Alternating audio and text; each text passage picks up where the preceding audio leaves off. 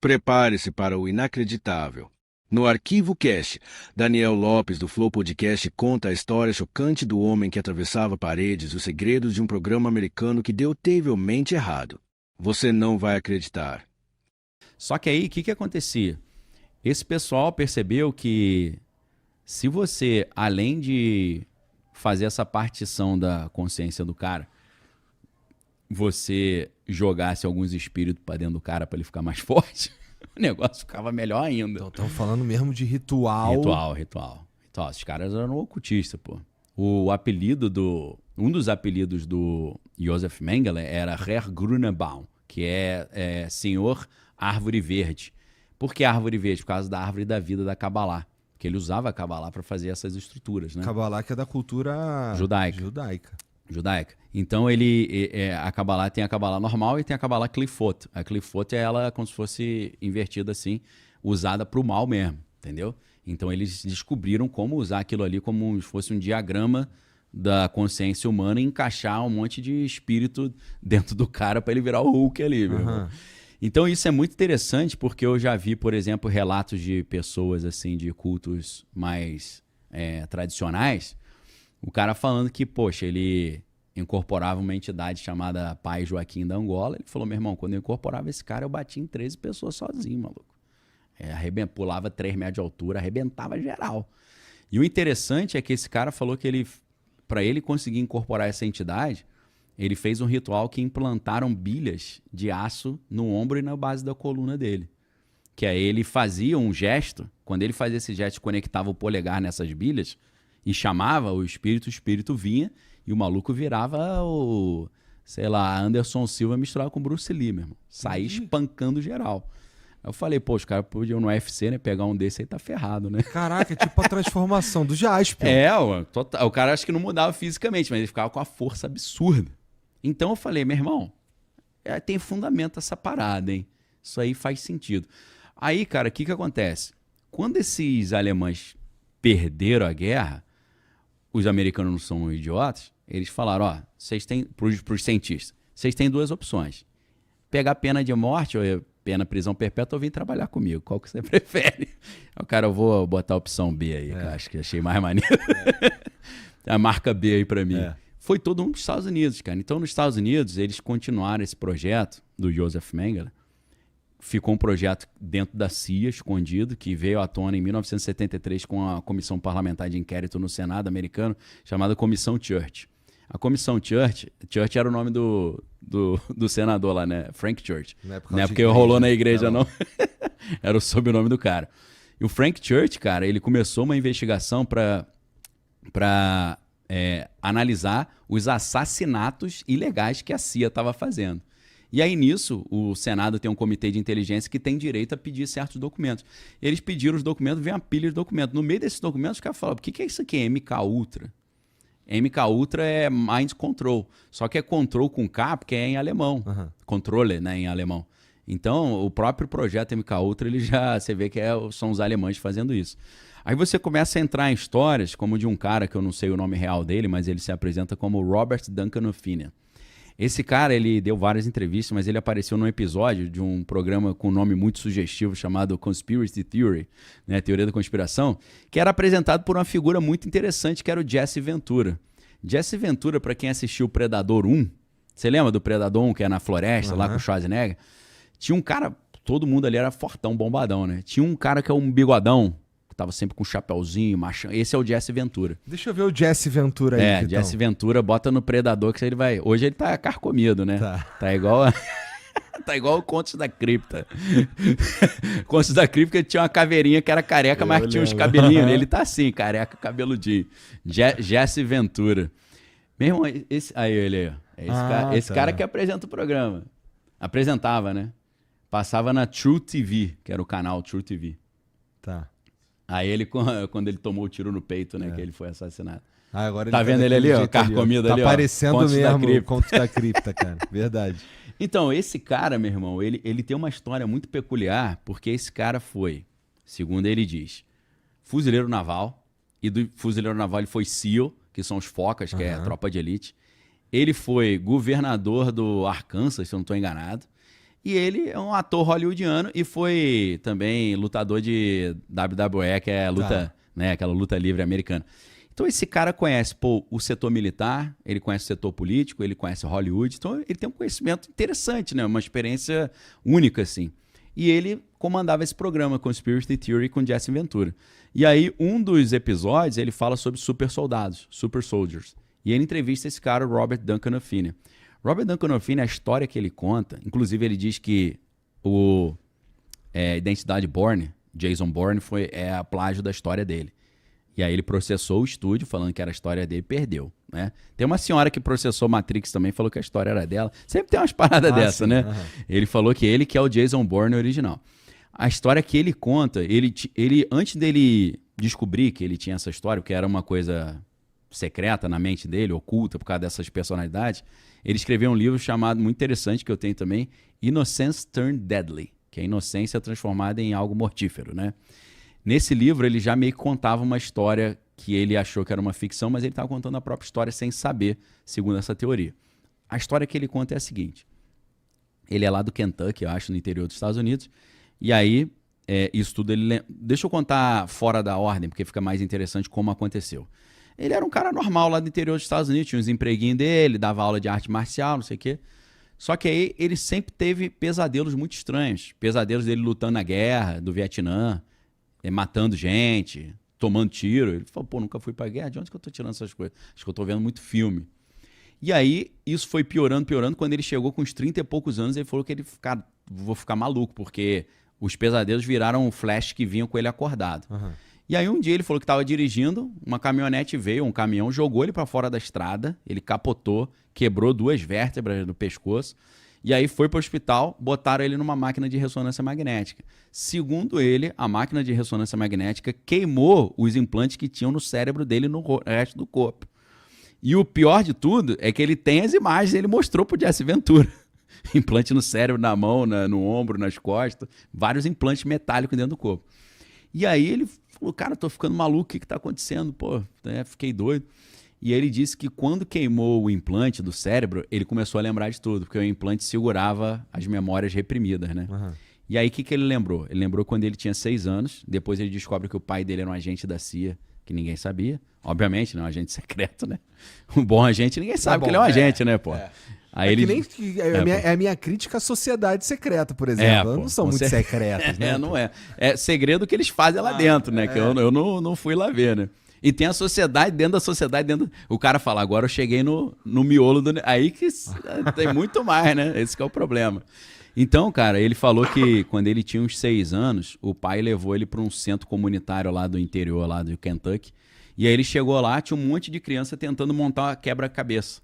Só que ele falou, cara, era muito complexo, era impossível montar. Só que ele falou, cara, eu cheguei e montei. E aí quando eu montei, uma mulher com um sotaque muito estranho, que ele falou que o nome dela era Elga, que é um nome alemão, falou assim, encontramos um. Só que em inglês não é um sotaque estranho. O que ele descobriu depois? Não é que ele é gênio e montou o quebra-cabeça. Ele descobriu que eles estavam procurando receptores. O que é receptores? Ela acessou a mente dele e montou o quebra-cabeça usando ele. Entendi. Porque o soldado, ele falou que o projeto envolvia duplas. Ele participou de um sub-ramo, segundo ele, isso é tudo... Ninguém é obrigado a acreditar nisso, eu duvido de várias coisas. Mas a história é interessante pra caramba, dar um filme, isso que eu acho maneiro. Ele participou de um subprojeto do projeto MK Ultra chamado Project Talent. Projeto Talento. Seria esse o projeto. E aí ela estava procurando receptores. O receptor é o soldado. E o emissor é o paranormal. Ela era uma paranormal que estava procurando alguém que tinha essa recepção extrasensorial. Por quê? Porque ele diz que eles vão para o campo de batalha e o paranormal faz uma projeção astral, sai do corpo ou então recebe o que está acontecendo e passa as dicas por telepatia para ele. Ó, o maluco está atrás da moita aqui, o tiro está vindo de lá. Então o soldado físico, o fortão, a sniper é o receptor e o emissor é um carinha mais nerd que é o paranormal. E aí o que ele falou? Pegaram ele, começaram a sessão de barbarizar com ele, meu irmão. Agulhinha embaixo da unha, só maldade brava. E aí ele falou que a maioria das crianças morreu e ele foi um dos poucos que sobreviveu. Só que aí, meu irmão, ele virou um cara cheio de habilidades excepcionais, né? E aí, o que que aconteceu com ele? Quando ele estava começando a perceber essa história, e ele foi enviado pro Vietnã, só que ele tinha 14 anos quando ele foi pro Vietnã. Caralho. Você fala, porra, 14? Você fala, tá muito surreal essa história, tá garotada, né? Garotada. Você fala, pô, tu é o bonzão, né? Você é o cara. Só que aí... aguenta a porra da arma. Tá de sacanagem. Não, ele nem usava arma, era só Hadouken, Yoga Fire, Yoga Flame. Mas eles aprendiam. Ele falou que ele sabia pilotar qualquer tipo de aeronave, mexer com qualquer arma, lutar com faca, com tudo, que o nego treinou ele nessas personalidades alternativas. Segundo ele tinha 6 personalidades alternativas. E às vezes ainda dá umas panes. Por isso que ele fala que ele não lê livro, ele não assiste televisão, ele não vai ao cinema, porque nos filmes tem coisa que dá um gatilho, ele apaga e quando ele volta ele espancou alguém, tentou matar alguém. Então o cara ele toma o maior cuidado com isso. E aí, o que acontece, cara? Depois de uns anos que ele tava tentando... Ele falou, pô, cara, então minha história é fake. O que eu acho que eu sou é tudo em memória falsa. E aí ele foi visitar os amigos de infância e falou, pô, cara, quando eu tinha entre 14 e 18 anos, eu tava aqui em Kentucky. Os caras, não, mano, tu sumiu, falaram que tu foi estudar em outro lugar. Ele, pô, mas eu lembro da gente aqui. Então ele fala, cara, tinha várias épocas da minha vida que as memórias são falsas. Aí... Ele tava passeando de férias numa ilha, sei lá nos Estados Unidos, e ele viu um cara, e ele falou, um senhor, um coroa, ele falou que quando ele viu esse cara, ele sentiu vontade de matar o cara. E o cara também sentiu vontade de matar ele. E aí o cara veio falar com ele, falou, e aí, tudo bem? Falou o nome original dele, falou, pô, tu me conhece? Aí ele falou, pô, você não lembra não? Ele falou, não te conheço não. Ele falou, pô, a gente lutou no Vietnã junto, pô. Aí ele falou, não, eu nunca fui pro Vietnã. Pô, o cara foi, você era do Project Talent. Ele, Project Talent, o que é isso? Falando um negócio que eram as crianças paranormais lá que a gente usava para dar uma força. Não lembro o dia que você salvou a gente e tal, que a gente estava cercado. Ele falou, não lembro não.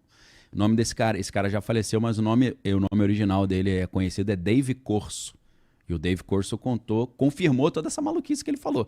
Pode ser que os dois sejam loucos, mas o cara confirmou. E ele falou, você foi do exército, procure seus registros militares. E ele falou, cara, eu cacei tudo, pedi todo tipo de solicitação com o meu nome.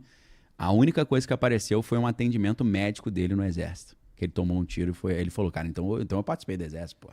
Então ele mostra esses documentos e tal. Então, que viagem. É muita maluquice. No programa, ele diz que esses implantes serviam para dar mais força e também para conectar a parte espiritual do negócio. Ele falou que uma vez ele foi brigar com um cara, o cara veio dar um soco nele, ele falou que viu o cara em câmera lenta. Parece The Flash, né? The Flash se mexe tão rápido que ele... E ele falou que ele, pô, a briga foi ridícula. Ele socou o cara, quebrou o cara todo. Uma vez ele falou que ele tava dormindo numa pousada lá, num motel desse lá, americano de estrada. E ele ouviu uma criança gritando, socorro! Ele acordou e foi correr para ajudar a criança. Ele falou que passou por dentro de 2 paredes e apareceu no quarto da criança. Aí a mãe falou, o que você está fazendo aqui? Ele falou, não, vim aqui ajudar. A mãe achou que ele que estava atormentando a criança.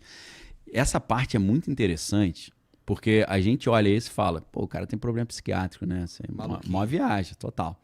Só que você vai montando quebra-cabeça, que você pega, por exemplo, um livro chamado The Men Who Stare at Goats, Os Homens que Encaravam Cabras, em português. Tem o livro e tem o filme. O livro e o filme são 2 coisas completamente distintas, tá? O que é pra ver?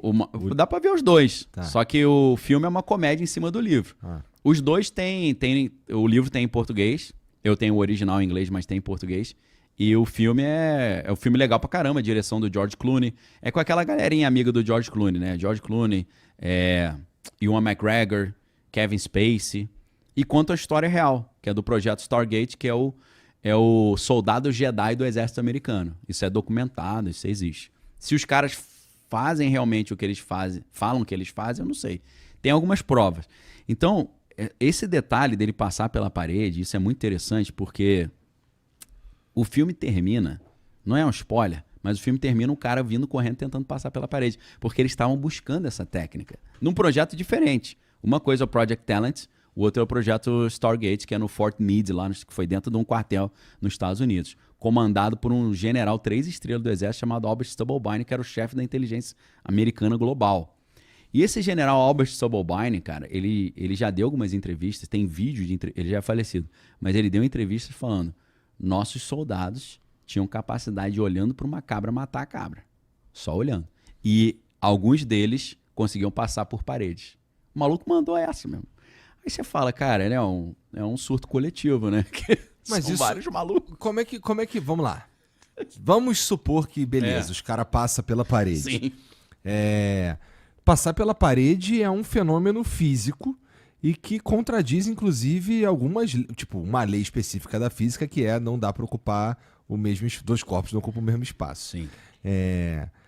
Como é que a gente pode transformar isso em uma ideia espiritual? Factível? Não, assim, espiritual mesmo. Sei. Explicar isso aí de forma espiritual. Não sei, não sei se conecta pra mim. Espiritual? Se você quiser, a gente começa até pela física.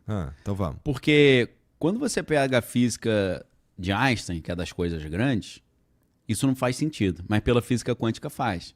Pela física quântica você tem a mesma partícula passando em 2 buracos ao mesmo tempo. Você tem a não localidade, você tem uma partícula em 2 lugares ao mesmo tempo, você tem uma bilocação, Verdade. você tem a ação fantasmagórica. Então, alguns caras, eles dizem que existe uma maneira de transpor as regras da física quântica para a física macro. Só que isso envolve uma tecnologia muito avançada ou um novo entendimento da física que talvez a galera das religiões antigas já conheciam. Então, se você, pela física macro, não faz sentido um homem passar pela parede, mas pela quântica faz.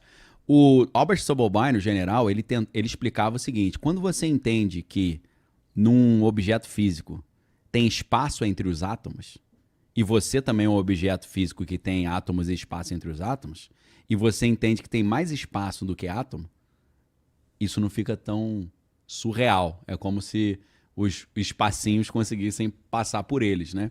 E a gente tem experimentos da física quântica que é impossível uma partícula passar para um outro lado, mas ela aparece do outro lado. Às vezes ela aparece antes de sair. É tudo muito louco, né? Tem até um gêniozinho que montou uma startup nos Estados Unidos que já arrecadou uns 20 milhões de dólares, chamado Deep Prasad. Deep é deep igual de profundo mesmo, mas ele é meio indiano, né? Prasad. A ideia desse cara é fazer a transposição da física quântica para macro, utilizando computação quântica, e criar aeronaves que consigam fazer coisas que os OVNIs parecem fazer. Entendeu? Aceleração absurda sem sonic boom, né? Sem efeitos de sônico. Transmídia, conseguir andar na água, no sólido, no ar, no vácuo. Fazer uma curva de 90 graus em alta velocidade. Porque se você transpõe as regras da física quântica para a física macro, isso faz sentido. Não fica uma coisa, isso está desafiando as leis da física. Você fala, quais leis? Da quântica ou da macro? Ou da einsteiniana? Porque se você fica preso no Einstein não faz sentido, mas você vai para o Niels Bohr, você vai para Max Planck, já o negócio começa a fazer sentido. Então, esse conceito é muito interessante. Partindo daquela ideia que magia é uma ciência avançada que a gente ainda não compreendeu, pode ser que aí tenha uma solução para esse dilema. Quem quiser ver as entrevistas com o Deep Prasad, são incríveis, cara, incríveis. O cara é gênio e ele explica na física como essas coisas que aparentam ser impossíveis poderiam ser possíveis. Ele dá até exemplo de coisas em que existem provas, né? Eu não vou me lembrar de cabeça, mas provas de coisas da física quântica que acontecem no macro, né? Essas coisas exóticas, assim, né? De estar em 2 lugares ao mesmo tempo, você não conseguir... E aí tem um outro negócio interessante, que tem a ver com o princípio da incerteza do Heisenberg, né? Que tem a ver com a física quântica. E tem também o efeito xenoquântico. O que é isso? Essas 2 paradas são muito maneiras, porque, no meu entendimento, parece que Deus colocou um bloqueio para você entender realmente a chave do universo. Porque se você entender realmente como é que o universo é constituído, você pode replicar ou perverter ou manipular. Por que o princípio da incerteza do Heisenberg parece dizer que tem esse bloqueio? Você não consegue ter todas as informações de uma partícula que você precisa. Ou você sabe para onde que ela está indo, ou você sabe a velocidade. Você não consegue ter as 2 ao mesmo tempo. Parece que tem um limitezinho que não deixa o cara passar disso. O efeito xenoquântico é o seguinte: se você ficar estudando muito uma partícula, ela fica parada. Ela fala, agora não faço mais nada. Só de zoação. Parece que congela o negócio, entendeu? Que ela fala, tu tá querendo descobrir os segredinhos do Paranauê, não vou deixar não. Então isso é muito louco isso. Parece que Deus botou um limite, falou, malandro, descobrir meu macete, tu não vai não, tá? Brinca aí com bolinha de gude aí, joga um dominó aqui, meu jogo tu não vou te revelar não. Interessante pra caramba isso, né? Estranho. Eu acho, quando fala de computação quântica, pra mim, já Sim. é meio difícil de É entender difícil, mesmo o que é, os conceitos e as ideias ali, porque tem muito disso, assim, coisa que, é isso que você falou, assim, tem o troço tá aqui, e aqui ao mesmo tempo, ou chegou aqui antes de sair daqui, é meio... É nesse nível. Pra nós, assim... Por pra isso que a computação no computador quântico ela é muito mais rápida, porque você perverte as leis da lógica até. As 3 leis da lógica de Aristóteles são o princípio da identidade, o princípio da não contradição e do terceiro excluído. O que é isso? É tipo assim, A igual a B, aí você bota ou A ou B, e o terceiro é não A e B. Como é que é isso na prática? Daniel, vou botar uma boa aqui, Daniel é bonito. Tá. Isso é o princípio da identidade. A igual a B, Daniel é bonito. Aí você não pode ter Daniel é bonito e é feio ao mesmo tempo, ou Daniel é bonito ou Daniel é feio. A lógica é isso. Sem isso a gente não consegue conversar. Uhum. Porque se eu chego pra você e falo assim, pô, comprei a prancha legal. Aí você fala prancha de surf, eu falo, prancha de surf. Aí depois eu falar assim, não, usei essa prancha pra limar a parede. Você, pô, usou a prancha de surf. Não, prancha agora tem outro significado. Você fala, pô, meu irmão, escolhe com o significado das coisas, pô. Não tem conversa. Não conversa. Não tem nada. Então, cara, a física quântica perverte isso. Por quê? A ideia do gato de Schrödinger, o gato está morto e está vivo ao mesmo tempo. As coisas são e não são ao mesmo tempo. Isso até, cara, teve um gênio brasileiro, que eu não sei, às vezes era até interessante entrevistar esse cara. Se você quiser entrevistar ele um dia, me chama. Tá. Eu não, posso até estar falando bobagem, não sei se ele é vivo ainda. Newton da Costa. Newton da Costa é um gênio brasileiro que ele criou uma lógica chamada paraconsistente, que as coisas podem ser e não ser ao mesmo tempo, e isso faz sentido. Porque na inteligência artificial, precisa ser assim. Porque às vezes um robô, para ele tomar uma decisão, uma máquina, ela tem que tomar a decisão pensando, isso aqui vai ser bom e ruim para mim ao mesmo tempo, e como eu decido, não é não? Então isso é interessante pra caramba, porque a mente humana, às vezes ela mesma perverte a própria lógica, né, tradicional. Então se você está querendo replicar a mente humana numa máquina, tem hora que você vai ter que ter uma lógica paraconsistente, né? O professor Nicolés deve ter uns papos maneiros sobre isso também, mas nunca vi ele falando sobre como é que é a lógica dentro da inteligência artificial, né? Fica essa reflexão, né? Vou até pesquisar depois. Pô. Então, assim, quando você olha esse negócio quântico, as coisas sobrenaturais não ficam tão absurdas, não. Porque o quântico é uma maluquice, meu irmão. É uma salada mista ali que só Jesus, mano. Ficou de boca aberta? O Arquivo Cast te leva aos limites da realidade.